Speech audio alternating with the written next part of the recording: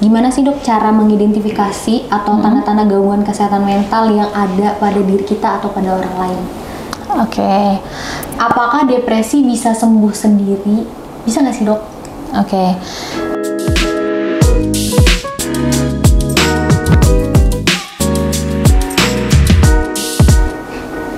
Assalamualaikum Sari Asi people, kembali lagi di podcast Sari Asi.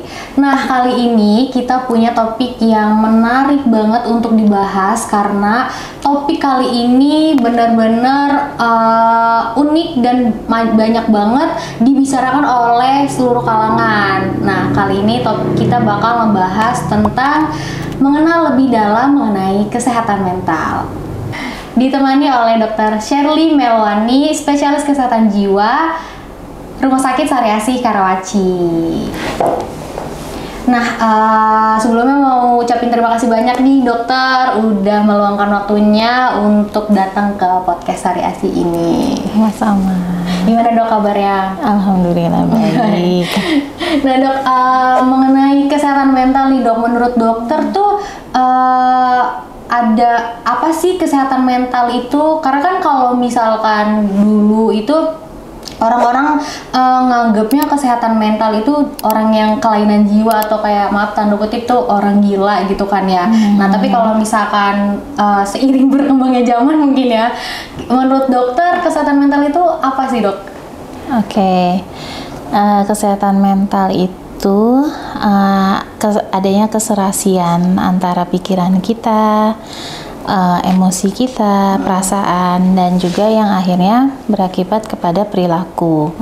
Nah, saat kesehatan mentalnya terganggu, itu menjadi nggak serasi nih. Nah, kapan kita dibilang sehat jiwa atau sehat mental? Kalau kita itu bisa bahagia, mandiri, dan matur, dewasa. Nah, saat salah satu itu terganggu, menjadi tidak matur, menjadi tidak bahagia, nah berarti kita mengalami gangguan mental, seperti itu. Tapi terus ini dok, kalau kemarin-kemarin ini kan lagi maraknya kasus bullying nih dok. Nah kalau dari menurut pendapat dokter sendiri nih gitu, secara apa ya sebutannya, mungkin secara medis kali ya, ada nggak sih dok hubungan antara bullying dengan kesehatan mental baik bagi yang pelaku dan korbannya gitu? Pasti, itu udah pasti. Memang sangat disayangkan ya dengan bullying, apalagi yang kemarin ini terjadi ya. Itu sangat-sangat disayangkan. Sebenarnya bullying mungkin dari dulu juga udah ada. Kayak dulu, zaman dulu teman-teman suka ngeledekin, body shaming kalau sekarang dibilangnya ya. Terus atau memanggil dengan nama bapak, nama orang tua gitu kan. Sebenarnya hal-hal seperti itu dulu sudah ada, cuma sebatas di verbal. Cuma kan sekarang ini udah lebih ke fisik ya, udah mulai ke fisik. Nah, ini dampak pada kesehatan mentalnya justru pasti jelas ada, terutama bagi si korban. Pada korban ini bisa dampaknya pertama pasti trauma, dan itu berkepanjangan, ya kan? Nggak mungkin trauma itu bisa hilang dalam waktu singkat. Itu pasti akan dibawa terus tuh sampai dia dewasa nanti gitu. Yang akhirnya mengacu kepada depresi, kecemasan, dia akan terus merasa ketakutan, kan seperti itu. Kemudian jadi nggak percaya diri, si korbannya menjadi nggak percaya diri. Itu juga akhirnya apa, dengan dia nggak percaya diri, dia jadi menutup diri, nggak mau bersosialisasi karena takut kan, takut keulang lagi gitu. Terus prestasinya juga jadi turun karena dia nggak bisa konsentrasi, terus nggak mau sekolah. Nah, bagi ibu-ibu nih kalau anaknya udah mau sekolah, setiap mau berangkat sekolah itu nangis atau ngambek, nggak pengen sekolah, coba dipastikan, cari tahu ada apa sebenarnya. Jangan-jangan dibully nih anaknya gitu, karena biasanya korban bullying itu pasti dia nggak mau sekolah. Karena dia ngerasa takut, karena dia takut, karena kan diancam biasanya sama si pelaku gitu kan. Nah itu yang bisa terjadi pada korban. Nah kepada pelakunya ada nggak pengaruhnya? Ada juga. Pak. Jadi yang pelakunya ini jadi gampang emosi, jadi terjadi gangguan emosi. Nah akhirnya ke depannya bisa aja dia terlibat dalam kekerasan, terlibat dalam KDRT, jadi sulit mendapatkan pekerjaan karena kerja di sini mudah emosi, akhirnya berhenti. Kayak gitu, akhirnya kerjanya tuh pindah-pindah, lama-lama jadi sulit kan ngedapetin kerjaan. Nah seperti itu. Oh, seperti itu. Berarti tapi nggak bisa dipukul rata juga ya kalau orang yang introvert itu, jadi sebenarnya dulu dia ada trauma gitu. Nggak bisa juga ya. Belum tentu, ya. Kalau emang karakternya udah introvert ya, ya emang dia sulit untuk bergaul kan gitu. Nah biasanya yang kayak gitu tuh yang jadi target korban bullying gitu, yang pendiam. Nah itu yang dianggap lemah sama si pembuli kan, sama yang pelakunya. Itu yang menjadi target biasanya. Oke dok. Ini kita lanjut ke pertanyaan selanjutnya kali ya dok ya. Nah gimana sih dok cara mengidentifikasi atau tanda-tanda gangguan kesehatan mental yang ada pada diri kita atau pada orang lain? Oke. Gangguan mental itu kan sebenarnya banyak ya. Kalau orang awam mungkin taunya ODGJ, yang di pinggir jalan misalnya gitu ya, yang teriak-teriak, bicara sendiri gitu. Tapi sebenarnya nggak itu aja. Ada depresi, ada cemas. Nah itu tuh semua punya tanda-tandanya masing-masing. Kayak depresi, dia jadi nggak bersemangat, mau ngapa-ngapain males rasanya gitu, kayak nggak punya tenaga, terus ngerasa sedih yang berkepanjangan, sedih terus gitu, kayak udah hopeless ya, nggak punya harapan, masa depan tuh kayaknya udah suram gitu. Nah itu berarti ke arah depresi. Ada gangguan tidur, ada gangguan konsentrasi di situ juga. Terus menarik diri dari lingkungannya. Nah, itu bisa gejala-gejala depresi. Kemudian kalau untuk cemas bisa juga dia ketakutan yang berlebihan, kekhawatiran yang berlebihan. Misalnya nih, ya ibu-ibu yang misalnya atau orang tua yang kalau misalnya suaminya atau pasangannya, anaknya pergi, baru bentar-bentar langsung diteleponin, sampai di mana gitu. Terus belum pulang sedikit, belum waktunya udah langsung udah di mana nih, kok belum pulang gitu kan. Nah sedikit-sedikit semua dikhawatirin, semua dipikirin. Terus ada rasa takut mati biasanya kalau cemas itu ya. Bahkan kalau yang parahnya, kalau udah sampai ke gangguan panik, dia ngerasa kalau udah serangan tuh kayak tercekik, ada rasa tercekik kayak mau mati gitu. Dan biasanya itu lari ke IGD. Sampai di IGD dia enakan karena sudah merasa saya sudah ada yang bantu, ada yang nenganin gitu ya. Nah itu tanda-tanda dari cemas.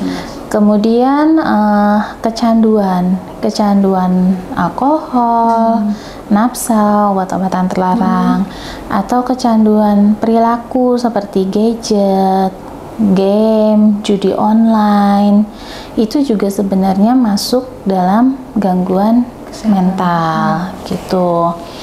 Kemudian selain itu juga ada juga yang larinya ke fisik, misalnya rasanya sakit perut, tapi kok nggak sembuh-sembuh, asam lambung naik terus, sering dibilangnya GERD. Iya, sekarang gitu ya. GERD tapi nggak sembuh-sembuh, udah berobat gitu kan. Atau sakit kepala nggak sembuh-sembuh gitu.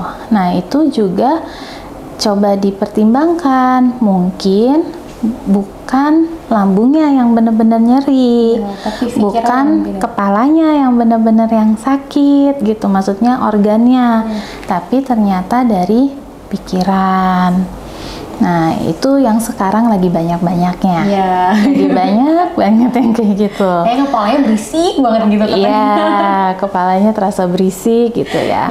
Nah kalau yang gangguan jiwanya yang sudah berat, yang psikotik kayak ODGJ gitu ya, berarti mengalami tandanya itu awalnya sebenarnya biasanya sudah ada gejala-gejala prodromal. Jadi gejala awal. Biasanya dia lebih sering melamun. Gitu. Jadi pandangan seperti kosong, sering melamun gitu ya. Nah, nantinya itu bisa ada gangguan tidur juga yang akhirnya menyebabkan adanya halusinasi, kemudian delusi. Jadi kalau halusinasi itu bukan dia membayangkan hal-hal, bukan, tapi mendengar atau melihat sesuatu yang orang lain tidak lihat, tidak dengar.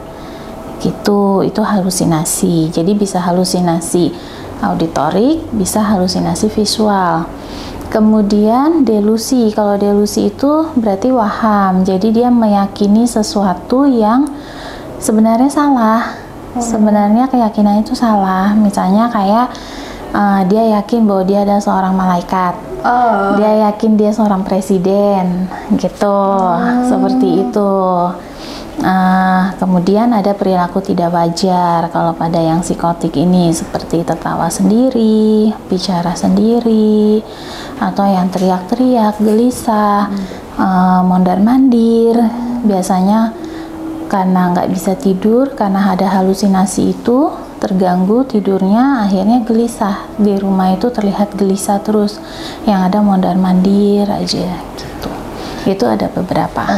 Tapi kalau misalkan yang delusi itu, kalau dokter sendiri pernah nggak menangani pasien yang kayak gitu?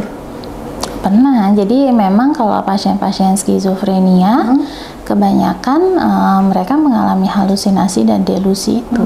Nanti kalau kayak gitu dia udah harus minum obat gitu ya? Oh iya, gitu. Betul.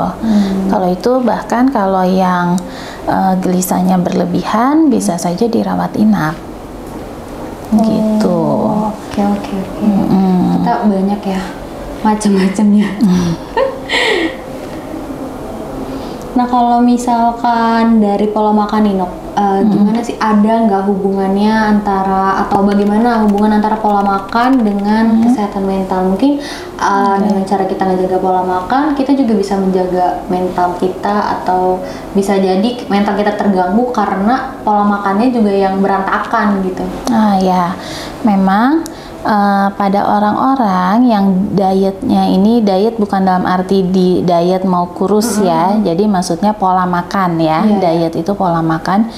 Kalau yang pola makannya ini kualitasnya rendah, itu memang 2 kali lipat kemungkinannya terganggu kesehatan mentalnya dibandingkan yang kualitasnya pola makan dengan kualitas yang baik gitu ya. Jadi memang yang paling utama sebenarnya sarapan. Sarapan itu kalau bisa tidak di skip. Gitu. Sarapan tuh paling penting karena dia memberikan kita energi pada tubuh maupun pada otak kita gitu kan. Nah, diusahakan sarapan itu teratur. Kalau misalnya emang nggak sempet makan ya harus paling enggak ada ya, misalnya yang zaman sekarang ya granola misalnya gitu, yogurt gitu ya, atau buah aja juga nggak apa-apa gitu. Itu terus memang ada juga makanan-makanan yang bisa membantu meningkatkan mood. Banyak yang bilang juga coklat bikin seneng gitu ya. Itu benar nggak sih? Iya, sebenarnya memang iya, cuma tetap harus dibatasi karena makanan yang manis itu harus dibatasi sebenarnya. Nah, termasuk juga minuman, kayak minuman yang manis-manis yang berkafein itu harus kita batasi, itu harus dihindari. Jadi pada penderita gangguan jiwa sebaiknya tidak minum kopi. Nah, itu kan ada kafeinnya kan. Apalagi pada penderita cemas itu bisa mencetuskan terjadinya gangguan panik gitu. Jadi minuman yang manis yang berkafein itu harus dihindari ya. Tapi kita juga nggak boleh sampai dehidrasi.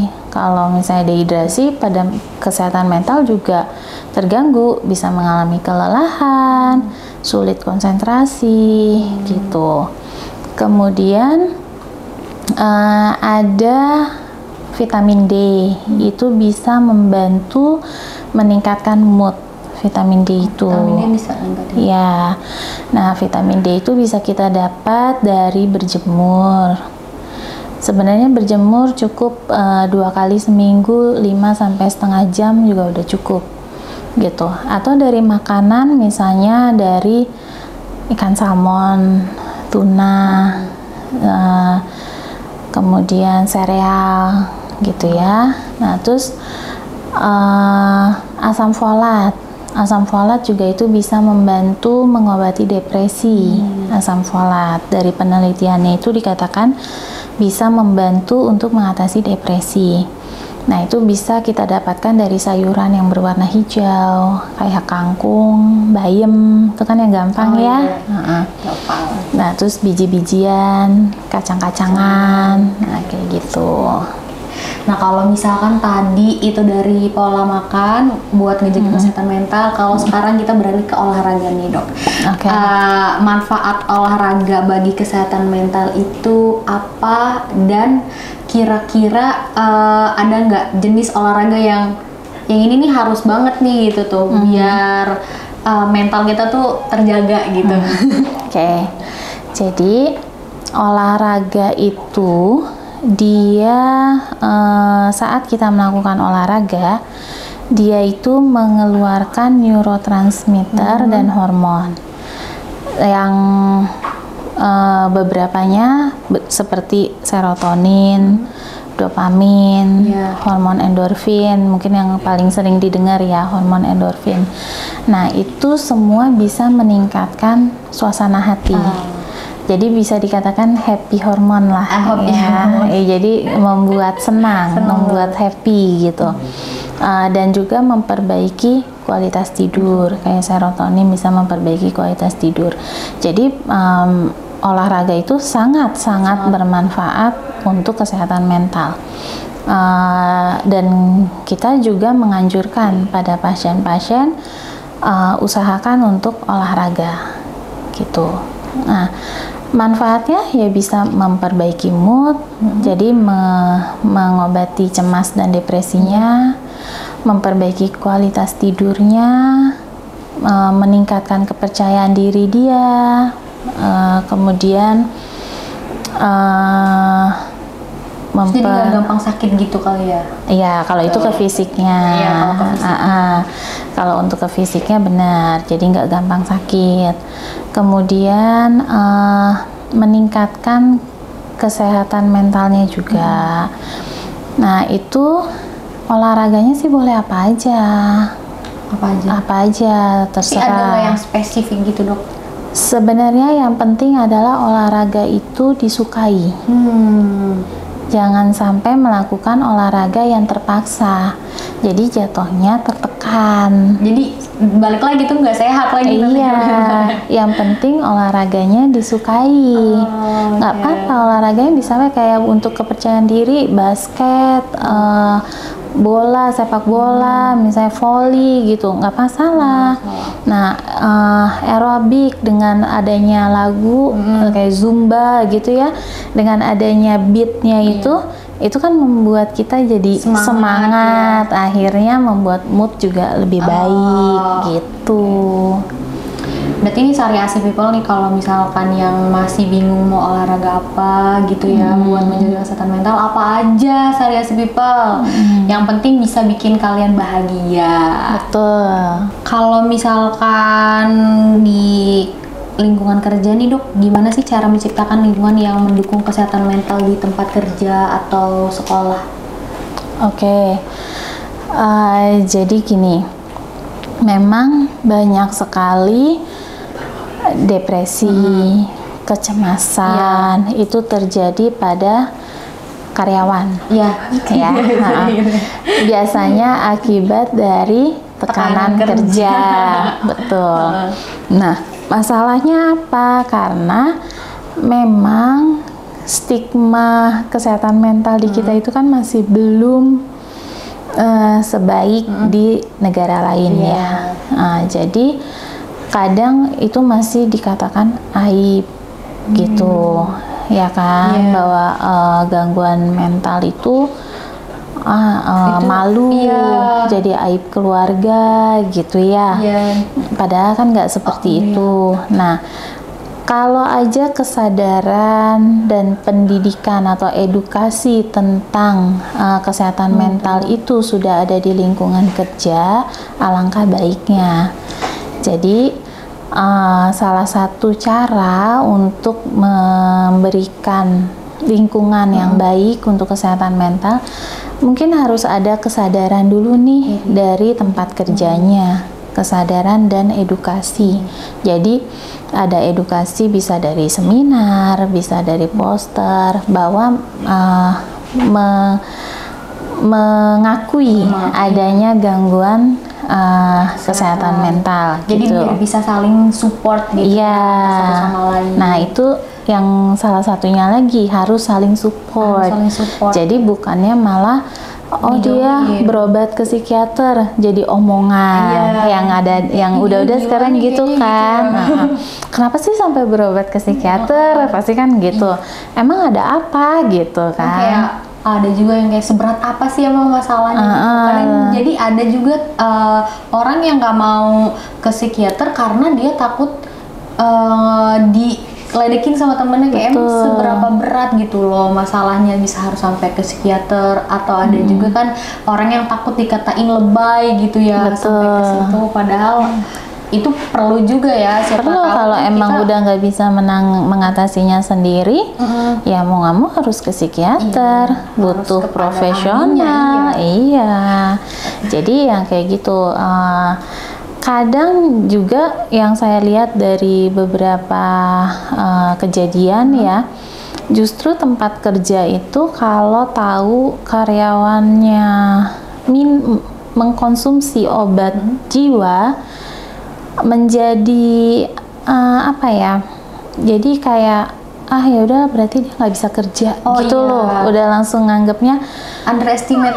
Udah underestimate, benar. Jadi udah merendahkan orang itu, terus akhirnya ya udah kamu istirahat aja deh gitu. Padahal nggak diterima kerja gitu, karena takutnya nggak bisa kerja. Betul, padahal nggak semua loh, nggak semua orang yang memiliki gangguan mental itu tidak bisa kerja. Apalagi kalau yang sudah dalam pengobatan.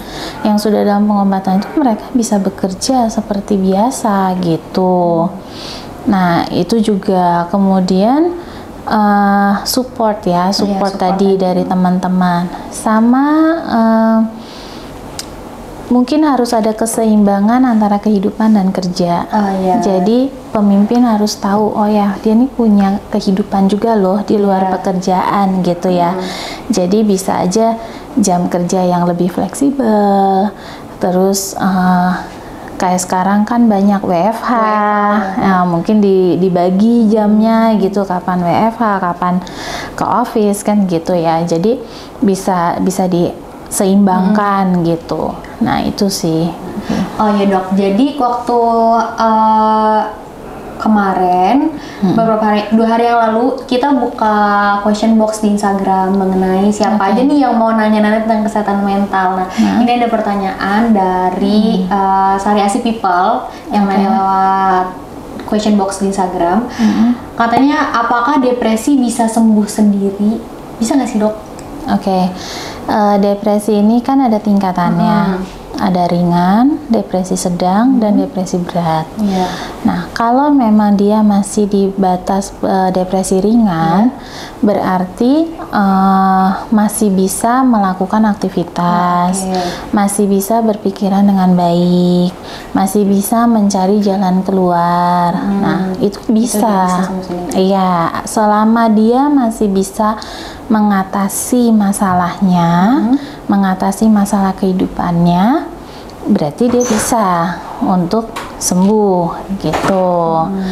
Tapi kalau sudah sampai mengganggu aktivitasnya, mengganggu kehidupan sehari-hari, kayak misalnya udah males ngapa-ngapain, bahkan kalau yang berat itu udah sampai males mandi gitu. Jadi udah benar-benar males ngapa-ngapain, udah nggak semangat sama sekali, ya itu udah butuh pertolongan. Males mandi itu termasuk ke dalam depresi ya dong?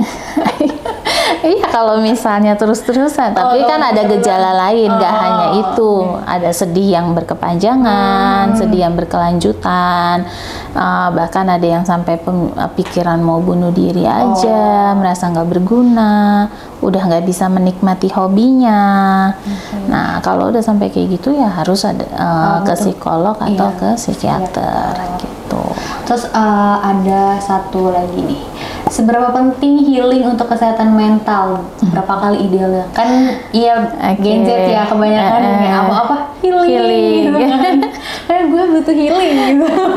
Sebenarnya tergantung dari seberapa berat masalahnya.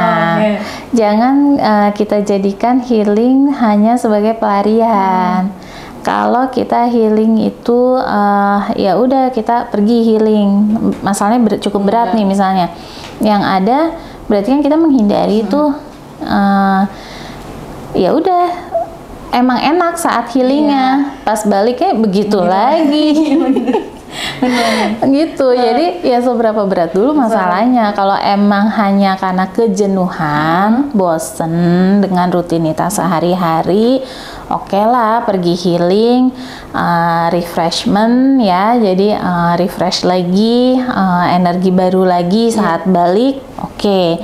Tapi kalau emang masalahnya itu tetap ada dan cukup berat, ya selesaikan masalahnya dulu, baru nanti healing. Iya, karena yang ada itu hanya sementara jatuhnya. Nanti gitu. yang ada nambah banyak beban lagi, terus nanti makin depresi gitu jatuhnya. Karena kan kalau sekarang tuh apa-apa bosen dikit healing. Kalau karena bosen, itu karena jenuh, oke, nggak apa-apa. Emang sometimes kita butuh untuk healing gitu. Kita butuh suasana. Sebenarnya yang dibutuhkan ada suasana baru. Iya. Jadi aduh udah burn out nih sama rutinitas sehari-hari nih, gitu kayaknya butuh hiburan deh, butuh liburan gitu kan, butuh sesuatu yang baru, ya healing. Setelah itu udah enak lagi, moodnya udah oke lagi, ya kembali kerja. Tapi di kerjaannya kan tidak ada masalah gitu loh. Tapi kalau di kerjaannya ada masalah sama teman kerja, ada masalah sama bos, ya balik ya gitu lagi. Tetap aja. Masalah belum kelar, jadi harus dikelarin dulu. Jadi Sariasi People, kalau misalkan mau healing itu boleh-boleh aja sebenarnya. Berapa kali idealnya itu ya terserah tergantung kondisi masing-masing. Asalkan bukan healing itu untuk lari dari masalah gitu. Kalau misalkan punya banyak masalah, selesai dulu masalahnya, kan. Nah dok, ternyata kita dari tadi ngobrol udah lama banget ya, cukup lama, hampir setengah jam kayaknya. Nah sebelum kita tutup, dokter ada mau kasih closing statement dulu nggak buat Sariasi People di rumah? Untuk Sariasi People, kalau ada diri kalian atau ada orang tersayang atau ada orang di lingkungan kalian yang memiliki gejala-gejala seperti yang tadi disebutkan, jangan malu, jangan takut. Kalau memang butuh untuk konsultasi, segera konsultasikan. Karena semakin cepat ditangani, hasilnya pun akan semakin baik. Oke, terima kasih banyak ya dokter udah mau mampir ke Sari Asi Podcast ini dan mengganggu waktunya. Enggak, sama-sama, makasih. Nah, jadi buat Sari Asi People, kalau misalkan Sari Asi People masih ada pertanyaan tentang kesehatan mental, terus kayaknya udah mulai kerasa nih agak aneh atau gimana gitu kan ya, Sari Asi People bisa langsung buat janji temu atau nyocokin dulu jadwalnya lewat sariasi.com. Jadi biar bisa tahu dulu nih jadwal dokternya dan jadwalnya tuh cocok gitu. Terus kayaknya udah cukup ya dok ya kita ngobrol-ngobrol, karena nanti kalau misalnya mau konsultasi lebih lanjut biar ketemu langsung sama dokter. Boleh, gitu kan ya. Silakan. Nah buat Sari Asi People jangan lupa untuk stay tune terus di YouTube-nya Sari Asi. Jangan lupa untuk like, comment, dan subscribe. Assalamualaikum warahmatullahi wabarakatuh.